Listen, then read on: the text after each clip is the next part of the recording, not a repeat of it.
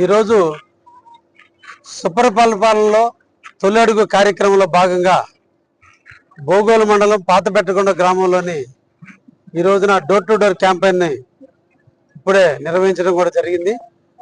ప్రతి ఇంటికి వెళ్ళటం, వారి యొక్క సమస్యలు, కుటుంబ విషయాలు తెలుసుకోవటం, ముఖ్యంగా పెన్షన్ కానీ, అన్నదాత సుఖీభావ కానీ, రేషన్ కార్డు కానీ, ఏమైనా సమస్యలు ఉంటే వాటన్నిటిని కూడా ప్రభుత్వ దృష్టికి తీసుకెళ్లే విధంగా యాంప్లో అప్లోడ్ చేయటం, ప్రభుత్వం మీద ప్రజల యొక్క అభిప్రాయం ఎలా ఉందో తెలుసుకోవటం, ఇంకేదైనా వ్యక్తిగత సమస్యలు ఉంటే వాటన్నిటిని కూడా తెలుసుకొని నోట్ చేసుకోవడం కూడా జరుగుతుంది.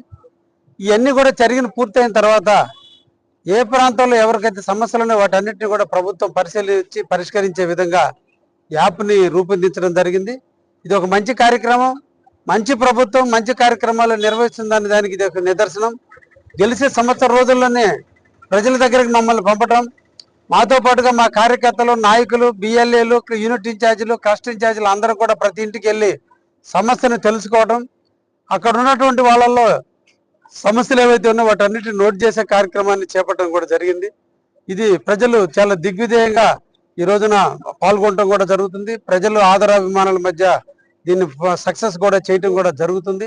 ఇప్పటికే మేము కావలి నియోజకవర్గంలో దాదాపు 15,000 ఇళ్లని ఈరోజు సందర్శించడం జరిగింది. ఇప్పటి వరకు ఈ నెలాఖరు లోపల 79,000 ఇళ్లను సందర్శించే విధంగా ఈ కార్యాచరణను కూడా రూపొందించడం కూడా జరిగింది.